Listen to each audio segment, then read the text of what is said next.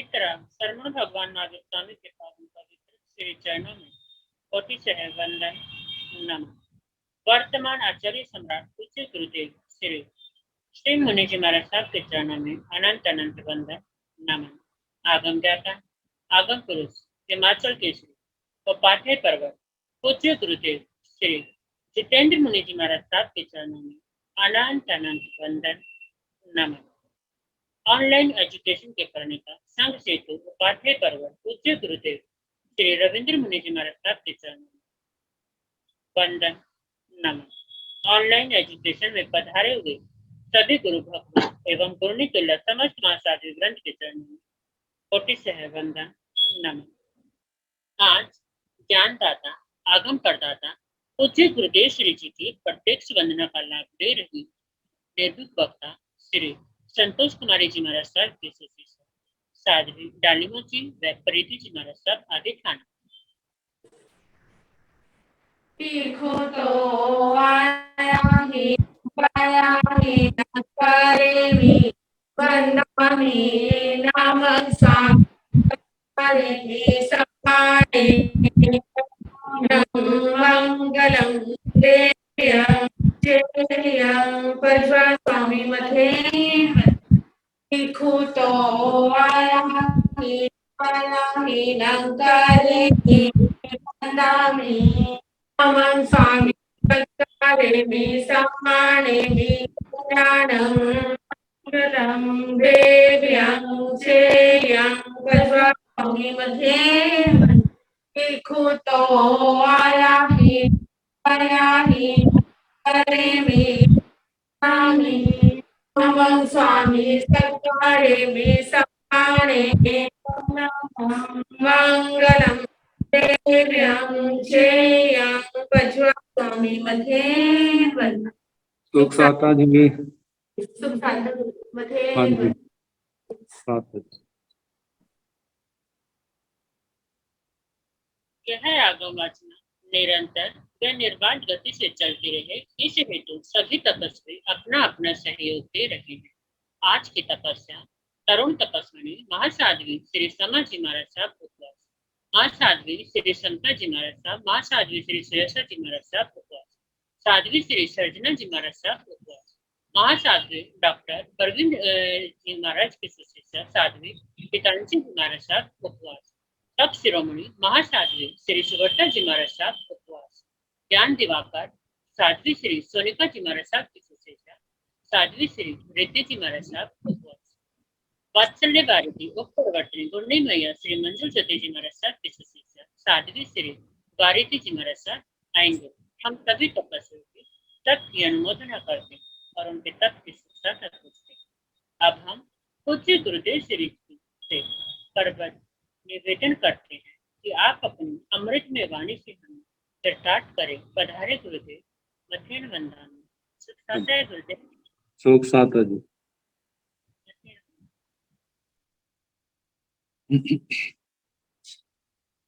नमो अरिहंतान नमो सिद्धान नमो आयुर्वाण नमो एवध्यायान नमो लोय सवताहुन येसो संसारो सवतावतनसनो मंगलानंद संदेशी परमं हवै मंगलम्।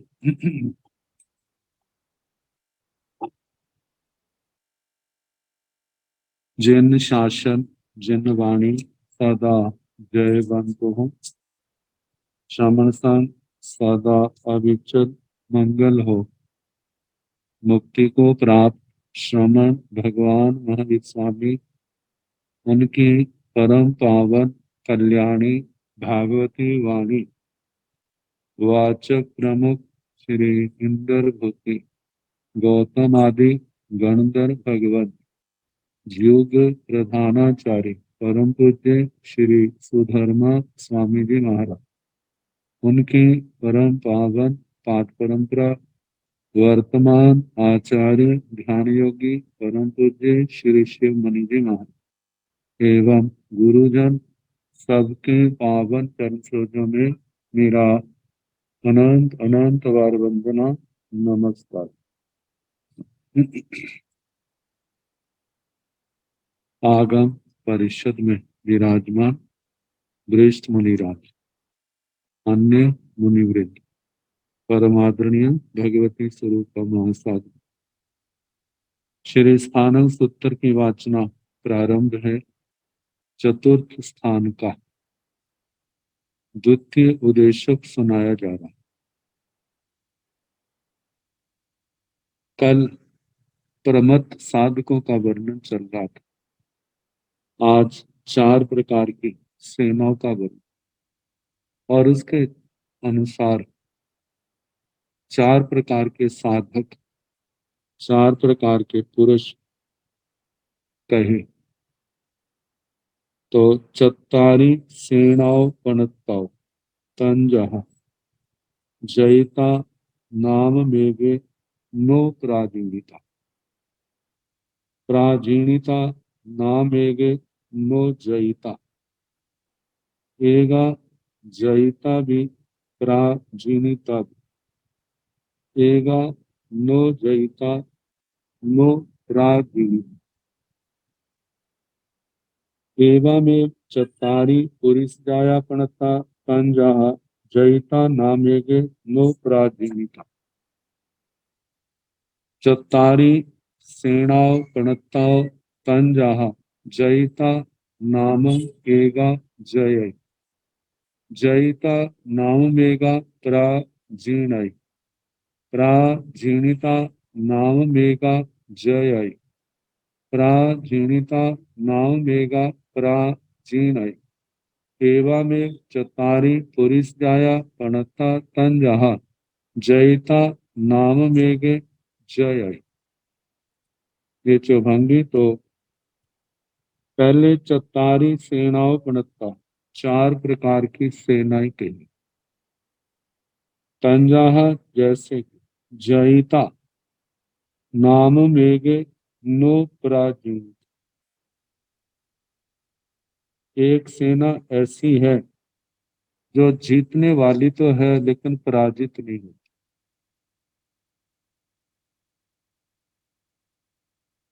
प्राचीनता नाममेगे नो जयिता, एक सेना पराजित होती है लेकिन जीतती नहीं।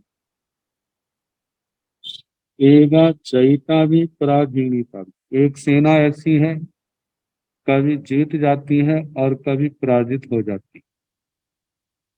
एगा नो जयिता नो पराजीणिता, एक सेना ऐसी है ना जीतती है ना पराजित होती।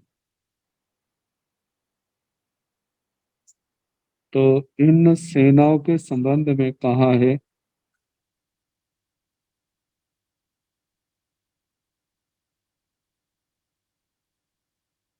सैनिकों की व्यवस्थित, सैनिकों का व्यवस्थित समूह ही सेना है।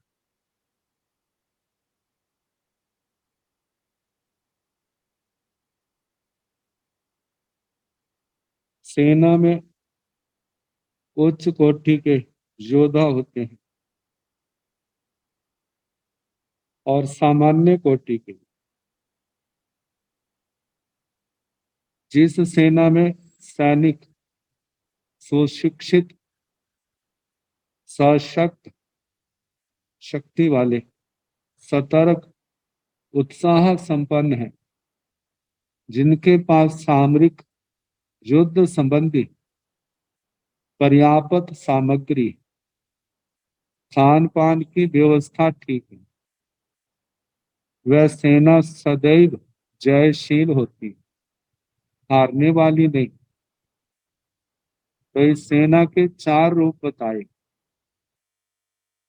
एक सेना जयशील है, जीतने वाली, जयशील, जीतना जिसका शील स्वभाव बन गया, कहीं भी जाते हैं जीत करके आते, शत्रु से कभी भी पराजित नहीं होती वो सेना। एक सेना शत्रु से पराजित होने वाली होती है, पर जयशील नहीं होती। पराजित होगी, उसके बाद जीतने वाली नहीं। एक सेना कभी विजय पाती है और कभी शत्रु दल से पराजित हो जाती है। और एक सेना ना जीतती है ना हारती है, सदा ही जीतने वाली सेना कौन सी है? यही कह सकते हैं चक्रवर्ती सम्राट की सेना आखिर वो जीतने वाली होती, आखिर तक वह जीतती है।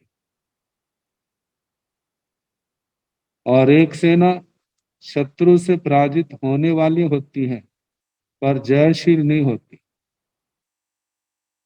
जिस समय पृथ्वी वासुदेव का पुण्य समाप्त होने को होता है और वासुदेव के साथ संघर्ष होता है, तो आखिर उसकी सेना जो है पृथ्वी वासुदेव की पराजित हो जाती।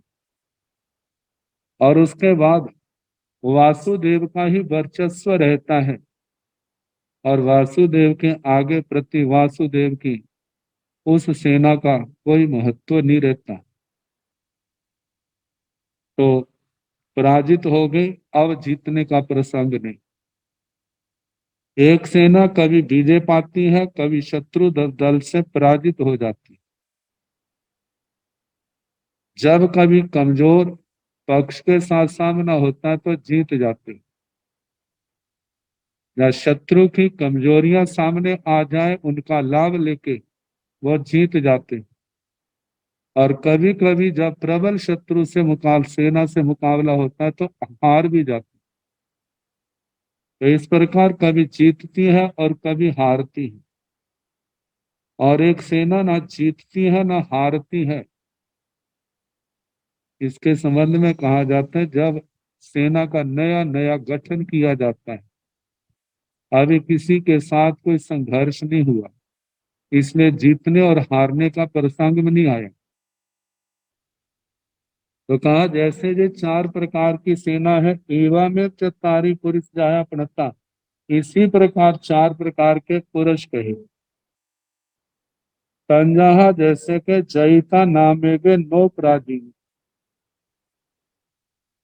प्राचीनिता नामेगे नो जयिता, एगा जयिता भी प्राचीनिता भी, एगा नो जयिता नो प्राचीनिता। चार प्रकार के पुरुष हैं, जैसे एक जीतने वाला है, पराजित होने वाला नहीं, और एक पराजित होने वाला है, जीतने वाला नहीं, और एक जीतने वाला भी है, पराजित होने वाला नहीं, और एक ना जीतता है ना पराजित होता है। तो इसके संबंध में कहा है मोक्ष मार्ग के पथी को ही लेकर के, मुमुक्षु आत्मा को ही सामने रख करके इस चौभंगी का वर्णन किया। कहते परिसयों को जीतता है लेकिन उनसे पराजित नहीं होता। जैसे गए सुकुमार जी, उन्होंने परिसयों को जीता, उपसर्ग को जीता और केवल ज्ञान केवल दर्शन पा करके समस्त कर्मों को क्षय करके सिद्ध गति को प्राप्त हुआ। अपराजित होने का कोई प्रसंग ही नहीं। और दूसरे है परिसयों से पराजित होता है किंतु उन्हें जीतता नहीं। तो जहां पर कंड्री का वर्णन आता है, जो श्री ज्ञाता धर्म कथा सूत्र के प्रथम स्कंद के 19वें अध्याय में पुंडरीक राज ऋषि के छोटे भाई कितने लंबे समय तक संयम पाला और आखिर में मोह के उदय से परिसयों से पराजित हो गए। तो परिसयों से पराजित होता है, उन्हें जीतता नहीं। तीसरा है कभी परिसयों को जीतता है और कभी पराजित हो जाता है। अब इसके संबंध में ऐसा साधक पहले तो परिसयों को जीता, फिर हार गया। तो जहां पर शेलक राजऋषि का दृष्टांत दिया है, परिसहों से पराजित भी हुए और आखिर शिष्य के कारण परिसहों पर विजय प्राप्त करने वाले भी बने। जहाँ कोई ऐसा साधक पहले परिसहों को जीतते जाते हैं, आखिर परिसहों से पराजित हो जाते हैं, इसमें कंट्री का ही जीवन ज्यादा हम कह सकते हैं। पहले उसने परिसहों को जीता भी, लेकिन आखिर में वो हार गया। और चौथे के संबंध में कहा, ना परिसहों को जीतता है ना हारता है। इसके संबंध में कहा है, जैसे तत्काल का बना हुआ साधु साध्वी अभी परिसर आए भी नहीं है, इसलिए जीतने का सवाल नहीं और हारने का भी सवाल नहीं, कोई प्रश्न नहीं। फिर आगे सेना की चौभंगी से साधक ही के ऊपर चौभंगी बनाई है, कटाई है। चतारी सेना पणता तंजहा जयिता नामेगा जयई, जयिता नामेगा प्राचीनई, प्राचीनिता नामेगा जयई, प्राचीनिता नामेगा प्राचीनई। चतारी सेना पणता तंजहा, चार प्रकार की सेनाएं कही। तंजहा जैसे के जयिता नामक एगा जय, एक सेना जयशील है, मतलब जीतना ही जिसका स्वभाव है। और पुनः एगा जय आई, एक बार जीता है, दूसरी बार फिर जीता, तीसरी बार फिर जीता, जीतने वाली। तो इसके संबंध में चक्रवर्ती की सेना, ऐसा कोई सम्राट जिसका पुण्य वर्धमान है, जहां कहीं भी संघर्ष आता है तो वह जीतते ही है, उनको पराजित होने का कहीं प्रश्न नहीं आता। दूसरा है जयिता नामेगा प्राचीन, जीतते हैं और आखिर ऐसा समय भी आता है कि पराजित हो जाते हैं। तो इसके संबंध में पृथ्वी वासुदेव,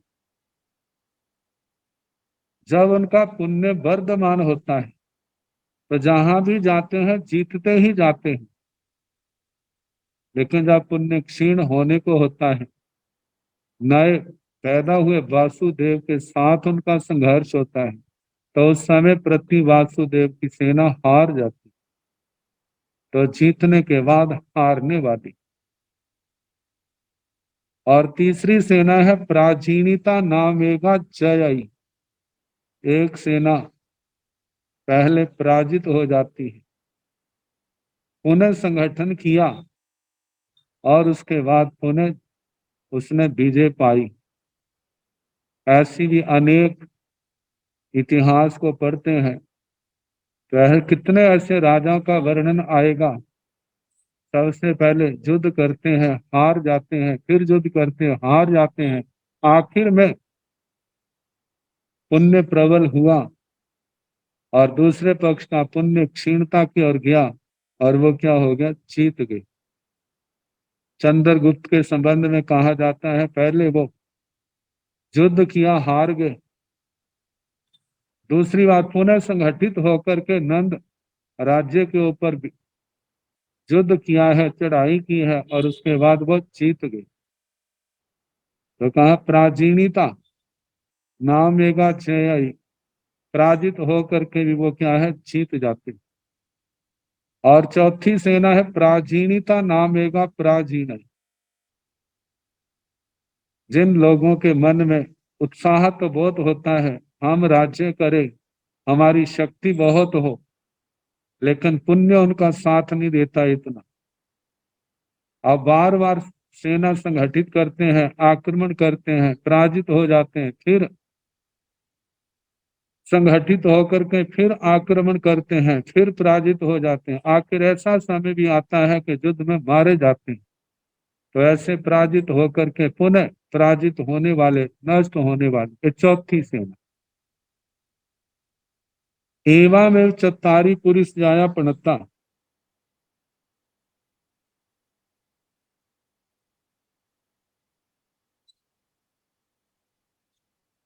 इसी प्रकार तीसरे भांगे में सेना में वासुदेव की सेना को कह सकते हैं। जिस समय युद्ध प्रारंभ होता है तो कितनी बार उनको पराजय का, मतलब कि पहले पहले पराजय का मुंह भी देखना पड़ता है, लेकिन जिस समय वासुदेव युद्ध में उतरता है तो उसके बाद उनकी क्या होती है, जीत होती है। तो पराजित होकर के भी आखिर में जीतने वाले। और चौथा है हर बार पराजित होने वाले। एवं चत्तारी पुरुष जाया पणता तन जहाँ जयिता नामेगे जय, जयिता नामेगे प्राचीनाई, प्राचीनिता नामेगे जय, प्राचीनिता नामेगे प्राचीनाई। इसी प्रकार चार प्रकार के पुरुष कहे। तो जहां पर साधक के ऊपर दूसरी चौभंगी में साधक के ऊपर घटाया गया है, तो इसके संबंध में कहा है कि श्रवण संग भी भगवान की सेना है। इस सेना का मुख्य उद्देश्य है रतन त्रय के बल से विषय, कषाय, इंद्रिय, नो इंद्रिय, परिसय, उपसर्ग, देशघाती, सर्वघाती कर्मों पर विजय पाना, मन के सभी विकारों को नष्ट करना, तप संयम में अडोल रहना, परमात्मा पद को प्राप्त करना, जीवन को आदर्श बनाना। यह निश्चित ही है कि जीवन के मुख्य लक्ष्य को पाने के लिए प्राय विघ्न बाधाएं, इनका अवतरण हुआ ही करता है। जैसे कहते हैं श्रेयांसी बहु विघ्नानि भवंती महताम अपि, बड़े बड़े लोग हैं उनके भी कल्याणकारी कार्यों में विघ्न आते ही हैं। भगवान का जीवन देखें, साधना के कदम उठाए हैं दीक्षा के पहले दिन से ही, कैसे परिसहों की बरसात होने लगी है, उपसर्ग आए हैं। लेकिन वो समता जोगी, दृढ़ निश्चय के धनी, बढ़ते बढ़ते एक दिन समस्त परिसहों के ऊपर, उपसर्गों पे ऊपर उन्होंने विजय प्राप्त की। तो कहा सच्चा साधक उन सब पर विजय प्राप्त कर ही लेता है। साधना पथ की बाधाओं पर विजय पाने की दृष्टि से साधक भी चार प्रकार के होते हैं। पहला साधक का है, एक साधक काम क्रोध आदि को जीतकर पुनः मन के विकारों को जीतता ही रहता है। तीर्थंकर भगवान, गणधर भगवान, जितने भी विशिष्ट महर्षि हैं, ये तो आखिर तक जब भी प्रतिकूल परिस्थितियां आती हैं तो उनके ऊपर विजय ही पाते जाते हैं। और आखिर क्या होता है, वो समस्त कर्मों को क्षय करके अपने पावन लक्ष्य को पाने में सफल हो जाते। तो पहला है जीत करके भी पुनः विकारों को जीत करके पुनः आगे भी जीतता ही जाता है। दूसरा है एक साधक परिसहों को जीतकर पुनः मन के विकारों से हार जाता है। जहां पर भी हम पंडरी के संबंध में कह सके, कितने समय तक बड़े उत्साह से संयम तप की आराधना की, परिसहों को जीता, और आखिर में वो क्या हो गए, हार गए। तीसरा साधक इंद्रियों को जीतता हुआ कषायों से पराजित होता है। तो इसके संबंध में कहा है स्कंधक अणगार, जो भगवान मुनि सुब्रत स्वामी के साक्षात शिष्य थे, जब उनके ऊपर मारणांतिक उपसर्ग आया है, समस्त शिष्यों को स्थिर किया, लेकिन जब अपना नंबर आया तो पराजित हो गए। और चौथे साधक विषयों से भी पराजित होता है, कषायों से भी पराजित होता है, जीत कर हार करके पुनः क्या होता है, बार बार हारता है।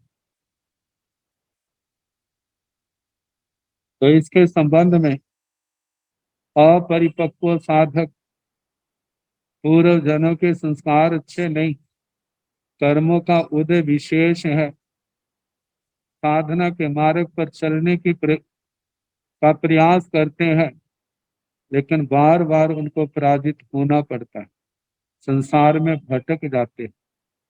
तो कहा जाता है साधना के मार्ग पर क्रमशः आगे से आगे बढ़ते बढ़ते आत्मा को चरम शिखर की ओर बढ़ने का प्रयास करना चाहिए।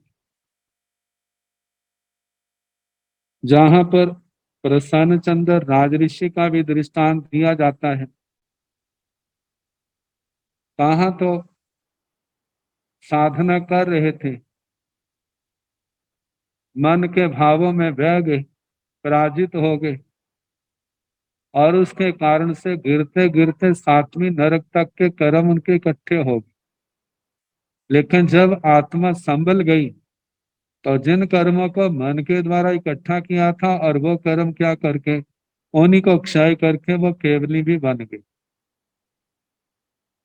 जहां पर रथनेमी जी का भी दृष्टांत आता है,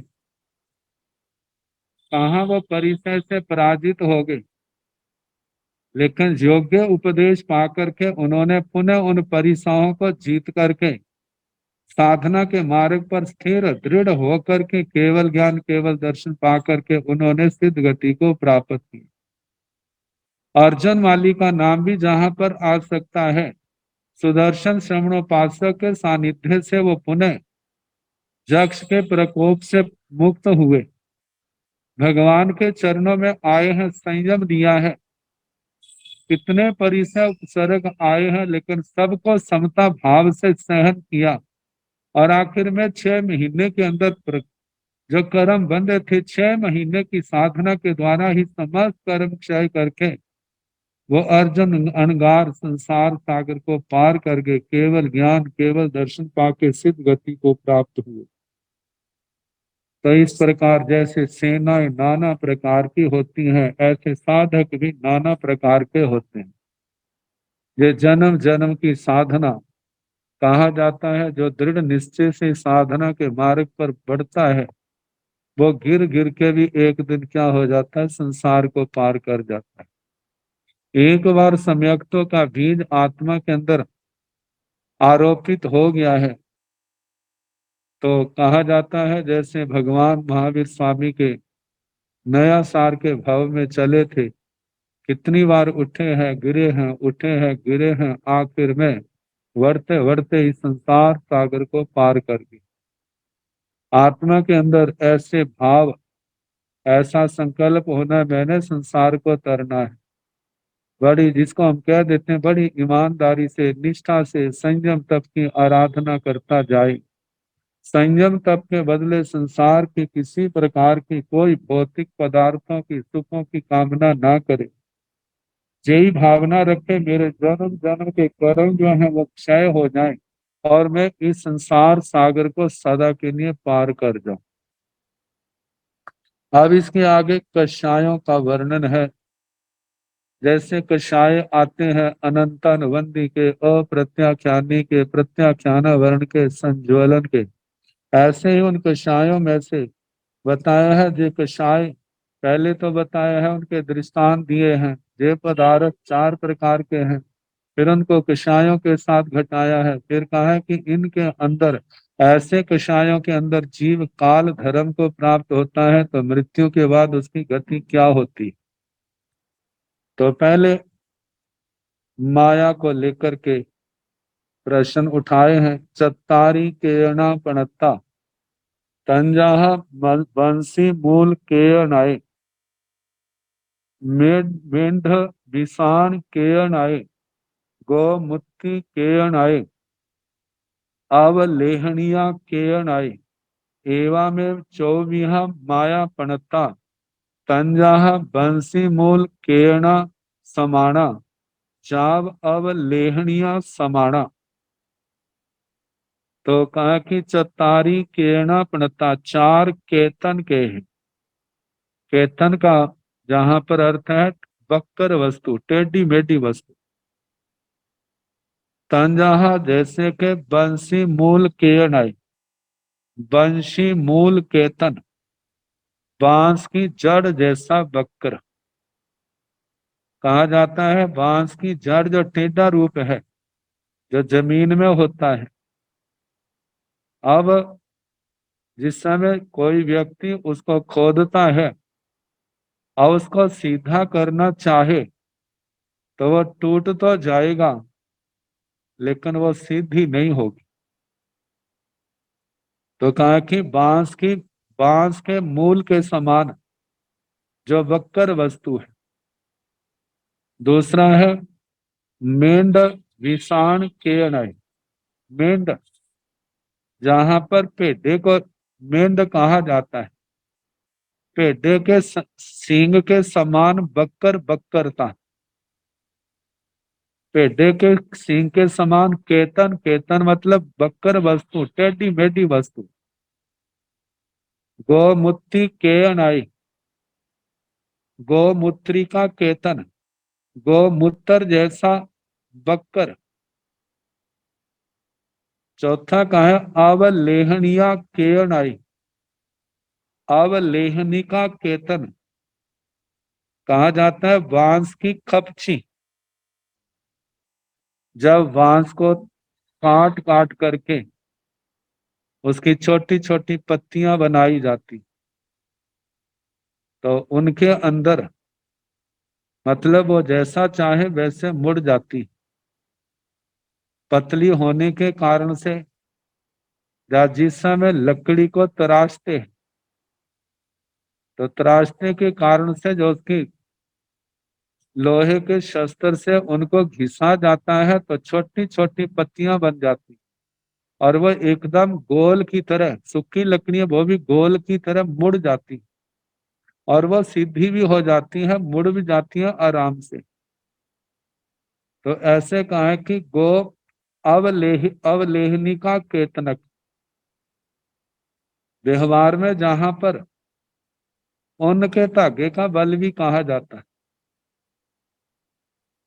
एवं इसी प्रकार 24 माया प्रणता, 4 प्रकार की माया कही। तंजहा जैसे के बंसी मूल केना समाना, बांस के मूल के केतन बक्कर भाग के जड़ के समान माया अत्यंत कठोर। जाब अवलेहनिया समाना, तो दूसरा है मेंढ विषाण केण समाना, पेड़े के सींग के समान माया। और तीसरा है गौमुत्रिया केण समाना, गौमूत्रिका केतन समाना, गौमूत्रिका के समान बक्कर। चौथा का है अवलेहनिया केण समाना, अवलेखनिका केतन समाना, उस बांस की खपची के समान माया। तो इस प्रकार जो 4 प्रकार की माया बताई, इनके समान जो माया है, कहा जाता है पहले जो बांस की जड़ है वो तो सिद्धि होती नहीं है, लेकिन पेड़े के सींग के समान जो माया है, अब सींग जो है उनको तेल आदि की मालिश की जाए तो उनको सीधा करना सीधा हो सकता है, लेकिन इसके लिए बड़े परिश्रम की आवश्यकता है। जो बांस की जड़ है वो तो संभव ही नहीं है उसको सीधा किया जा सके, लेकिन इसको बहुत परिश्रम की जरूरत है। तीसरा गोमूत्रिका केतन के समान है, कहा इसको दूसरे से कम परिश्रम की जरूरत है, और अवलेखनिका को केवल सामान्य परिश्रम की जरूरत है। जे माया पतली है, जे कहा जाए कि गो बंसी मूल के समान गो माया अत्यंत प्रगाढ़ है, और मेंढ विषाण केतन समाना जो है प्रगाढ़ तो बहुत है, लेकिन बांस की जड़ के समान नहीं है। तीसरी जो है वो उससे भी प्रगाढ़ता कम हो गई, उसके अंदर पतलापन आ गया है। और तीसरा चौथा जो बताया है वह तो बहुत ही कम है। तो कहा जाता है ऐसी माया जिस जिस जीव के पास है, ऐसी माया के अंदर यदि जीव आयु का बंद करता है या ऐसी माया के संस्कारों के अंदर जीव काल धर्म को प्राप्त होता है तो वह कौन सी गति को जाने वाला होता है। तो बताया है बंसी मूल केण समान मायं अनुपविठ जीवे कालं करई ने रहिए सो उब बज्जाई मेंढ विषाण केण समान मायम अनुपविठ जीवे कालं करई त्रिख जोनिये सो उब बज्जाई गो मुतिया केयन समान मायं अनुपविठ जीवे कालं करई मनुष्य सु उब बज्जाई अब लेहनिया समान मायं अनुपविठ जीवे देवेशु उपवज्जै बंसी मूल केना समान मायं अनुपविठ जीवे कालं करे। बांस के मूल के समान बकर ऐसी माया के अंदर जो प्रविष्ट है जीव, यदि इस इन माया के संस्कारों में जीव काल धर्म को प्राप्त होता है तो निश्चय से वह निरयसु उपवज्जै नारकियों में पैदा होता है, नर गति में उसका जन्म है। मेंढ विषाण केण समान मायं अनुपविठ जीवे कालं करई तिरिख जोनियसु उब बज्जाई मेंढ पेड़े के सींग के समान बककर ऐसी माया में प्रवेश किया जीव काल करता है तो वह नियम से त्रियंच जोनि में पैदा होता है। गोमुतिया केन समान मायं अनुपविठ जीवे कालं करई मनुष्यसु उपवज्जै गौमूत्रिका केतन के समान माया में प्रवेश किया हुआ जीव काल धर्म को प्राप्त करता है तो वह नियम से मनुष्य गति में जन्म लेता है। अवलेहनिया समान जाव देवेशु उपवज्जै अवलेहनिया समान मायं अनुपविठ जीवे कालं करई देवेशु उपवज्जै अवलेखनिका के समान माया में प्रवेश किया हुआ जीव काल धर्म को प्राप्त करता है तो वह देव गति में पैदा होता है। तो ये माया का वर्णन अवथंबा थंबा से अहंकार अभिमान लिया जाता है। तो बताया है चत्तारी थंबा पणता तन जहा सेल थंबे अट्ठी थंबे दारू थंबे तीनी से लया थंबे एवं चौबीह माणे पणते तंजाह सेल थंब समाणे जाव तीनी से लया थंब समाणे सेल थंब समान मान अनुपविठ जीवे कालं करे ने रहियेसु उब वज्जई एवं जाव तीनी से लया थंब समान मान अनुपविठ जीवे कालं करे देवेसी देवेशु उब वज्जई चतारी थंबा पणता चार प्रकार के स्तंभ थंबे कहे हैं जिसको हम पिल्लर भी कह देते हैं थंबे स्तंभ तंजाहा जैसे के शैल थंबे शैल स्तंभ शैल से पत्थर लिया जाता है पत्थर की चट्टान ली जाती है तो चट्टानें भी अनेक प्रकार की होती हैं। एक सामान्य पत्थर होता है करते करते मार्बल भी पत्थर होता है संगमरमर और उसके आगे जो हीरा है वो भी तो पत्थर की जाती है। तो सबसे ज्यादा कठोर जो है पाई जाती है वो हीरे के अंदर उस शैल के अंदर पाई जाती है। तो कहा शैल स्तंभ बज्जर का थंबा। दूसरा है अट्ठी थंबे हड्डी का स्तंभ जैसे हमारी हड्डियां हैं हड्डियों के बल से कैसे सारा वो शरीर टिका रहता है तो हड्डी के अंदर भी कठोरता हड्डियां भी अनेक प्रकार की जैसे बज्जर ऋषभ नाराज संघैन है ऋषभ नाराज नाराज अर्ध नाराज पीली का सेवार्थक तो कहा हड्डी के थंबे के समान हड्डी का थंबा तीसरा है दारू थंबे लकड़ी का स्तंभ तीनिस लया थंबे तीनिश लता और तिनके का स्तंभ या इसके बैंत का भी स्तंभ कह देते हैं। बैंत के अंदर लचक होती है जिस और मोड़े वो मुड़ जाता है लेकिन फिर वो सीधा हो जाता है। तो कहा कि ऐसे जो चार स्तंभ है शैल स्तंभ अस्थि स्तंभ दारू स्तंभ तीनिश लता वैत स्तंभ या तिनके का स्तंभ एवं एक चौबीहे माने पणते तन जहाँ सेल थंब समाने जाव तीनिस लया थंब समाने। इसी प्रकार चार प्रकार का स्तंभ कहाँ है? अभिमान माने पणते मान कहाँ है? तन जहाँ जैसे के सेल थंब समाने, उस बज्जर के थंबे के समान जिनका मान है, जो पहले नंबर का है, इसको अनंतानुबंधी कषायों के अंदर लिया जाता है, अत्यंत प्रगाढ़, अत्यंत कठोर।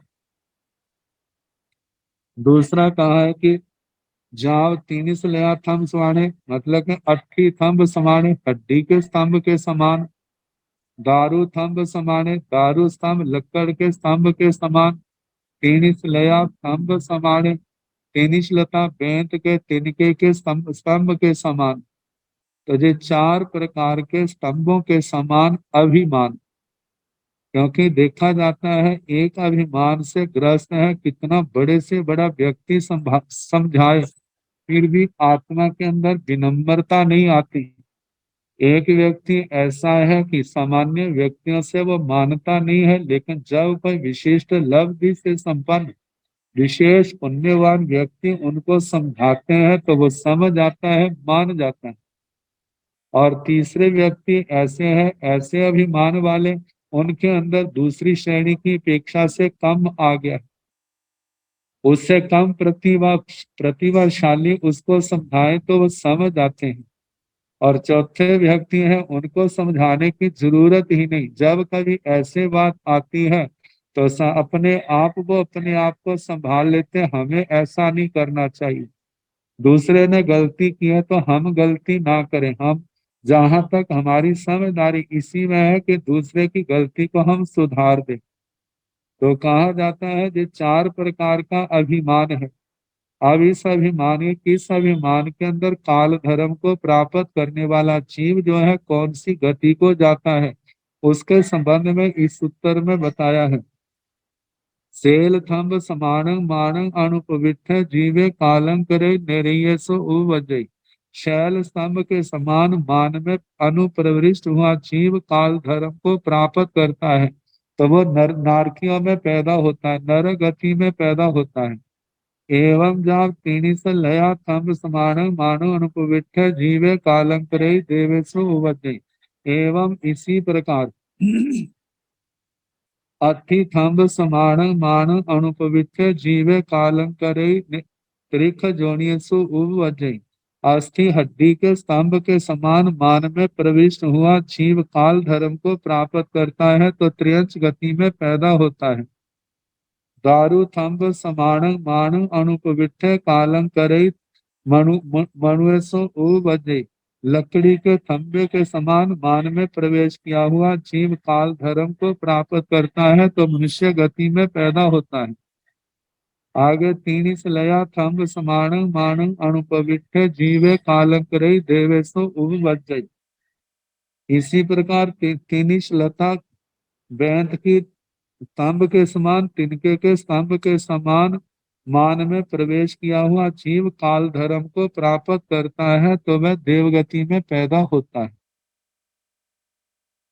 अब इसके आगे लोभ को लेकर के हैं। रंग चत्तारी बत्था पणता तंजाहा कीमी राग रत्ते कदम राग रत्ते कंजन राग रत्ते हलित राग रत्ते। एवं चौबीह लोभे पणते तंजाहा कीमी राग रत्त वत्थ समाणे। कदम राग रत्त वत्थ समाणे कंजन राग रत्त वत्थ समाणे। हलिद राग रत्त वत्थ समाणे किमी राग रत्त वत्थ समाणे। किमी राग रत्त वत्थ समान लोभम अनुपविठ जीवे कालंकरे निरयेसु उवजय।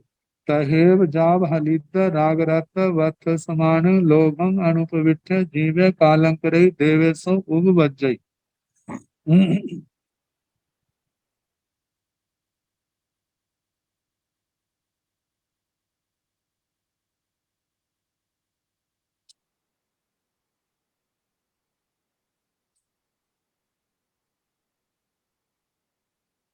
चत्तारी बत्थापनता चार प्रकार के वस्त्र कहे हैं। कंजहा जैसे के कृमि राग रखते, कृमि राग रक्त, कृमि राग जिसको कहते हैं मजिठिए रंग से रंगे हुए।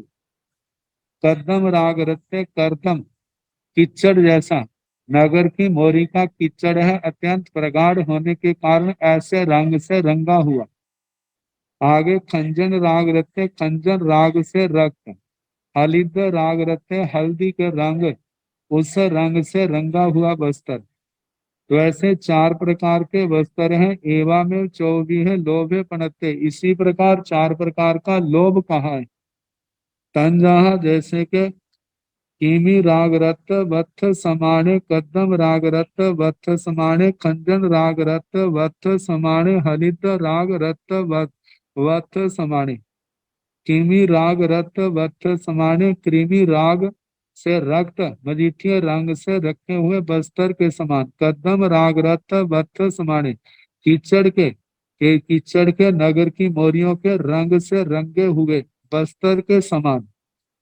जैसे चलते चलते नगर की मोरी का कोई पानी किसी के माध्यम से उछल करके बस्तर पर पड़ जाता है तो कैसे उसके ऊपर धब्बा पड़ जाता है, वो साबुन से भी जल्दी छूटता नहीं है।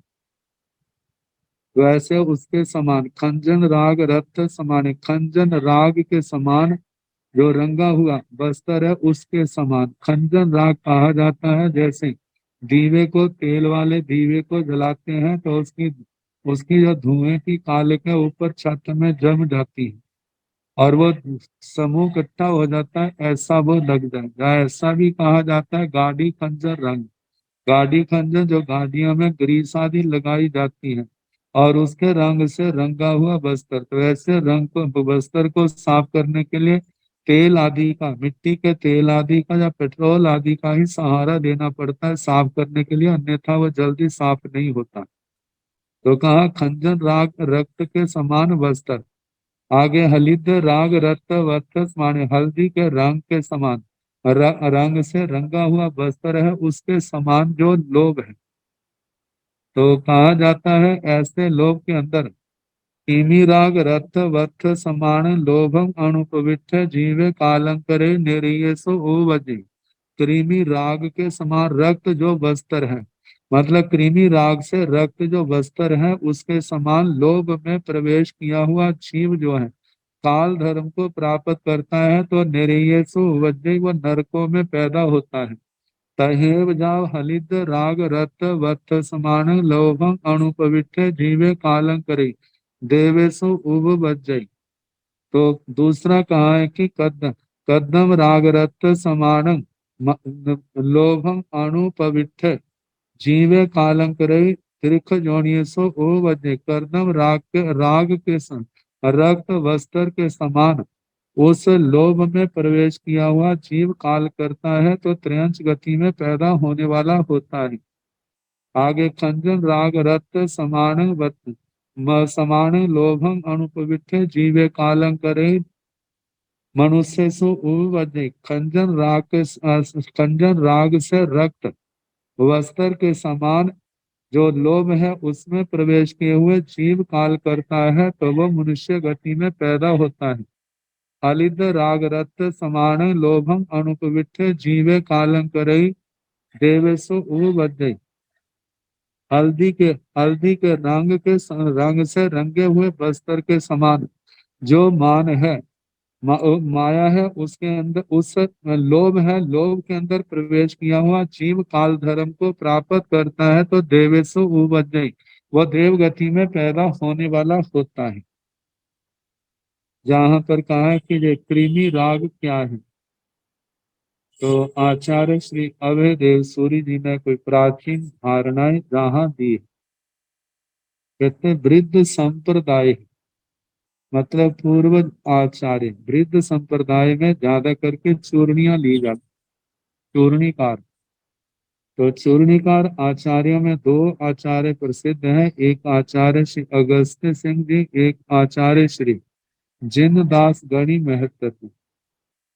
आचार्य श्री अगस्त्य सिंह जी ने तो केवल 10वीं कालिक सूत्र के ऊपर चूर्णी लिखी है और आचार्य श्री जिनदास गणि महत्व जी ने अनेक सूत्रों के ऊपर प्रौढ़, मतलब के चूर्णियां संस्कृत प्राकृत देशी भाषाओं से मिली हुई खिचड़ी भाषा में व्याख्याएं लिखी। तो उसमें कहा जाता है कि जैसे मनुष्य का खून रक्त है, उसको ग्रहण करके कोई वस्तु उसके अंदर मिलाई जाती है, मिलाने के बाद उसको एक और रख देते हैं और 2-4 दिन के बाद उसमें कृमि पैदा हो जाती है। और ऊपर जो है खून की पपड़ी जम जाती है और वो हवा की अभिलाषा से वहां छिद्र करके बाहर आते हैं। और वहां जो दूसरे लोग हैं जिन्होंने मजिठिया रंग बनाना है, उसको मतलब के सारे को मसल देते हैं। जैसे मसलने के बाद कोई और द्रव्य मिला करके उसका रंग ऐसा बनाते हैं, तो कहते हैं कि वो रंग जिस वस्त्र पर चढ़ाया जाता है, उस वस्त्र को जला भी दिया जाए तो वो जलने के बाद जो उसकी राख है वो भी उसी रंग की होती है। तो ऐसा जो मजिठिया रंग बताया है, तो कहा कि ऐसे ही जिनके लोभ के संस्कार जैसे जैसे होते हैं, ये संस्कार इन संस्कारों में जैसे जहां पर माया का आया, मान का आया, लोभ का आया, कहा जाता है इन कषायों का जीव जितना सेवन करता है उतना ही ये कषाय आगे के लिए नए रूप में बंध जाते हैं।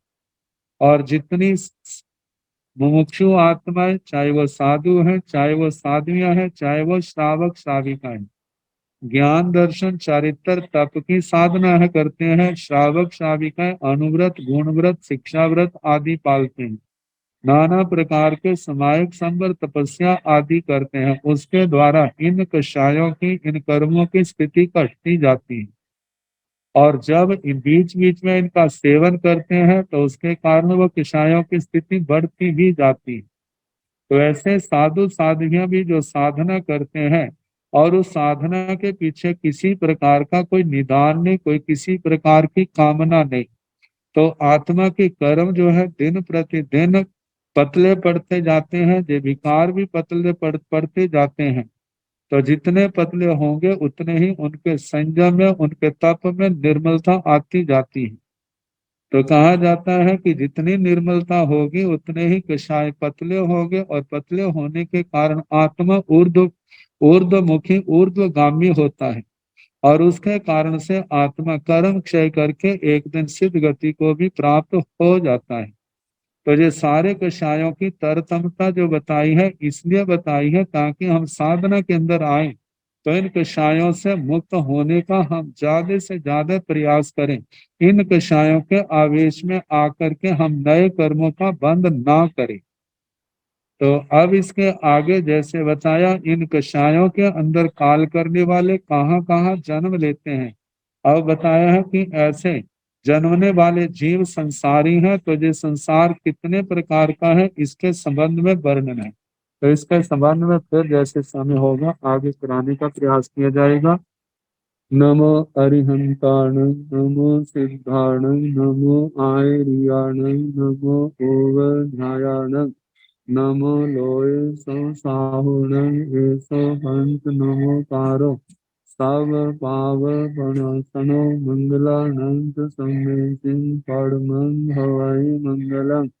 श्री सतारि मंगलम, अरिहंता मंगलम, सिद्धा मंगलम, साहु मंगलम, केवली मनतो धम्मो मंगलम, चत्तारि लोकोत्तमा, अरिहंता लोकोत्तमा, सिद्धा लोकोत्तमा, साहु लोकोत्तमा, केवली मनतो धम्मो लोकोत्तमो, चतारि शरणं भवज्जामि, अरिहन्ते शरणं भवज्जामि, सिद्धे शरणं भवज्जामि, साहु शरणं भवज्जामि, केवली मनात्मं धम्मं शरणं भवज्जामि। चार शरण सुख करने, दुख हरने, मंगल करने और चरना नहीं कोय, जो भव प्राणी आश्रय। सबको यथा योग्य वंदना, सुख सब।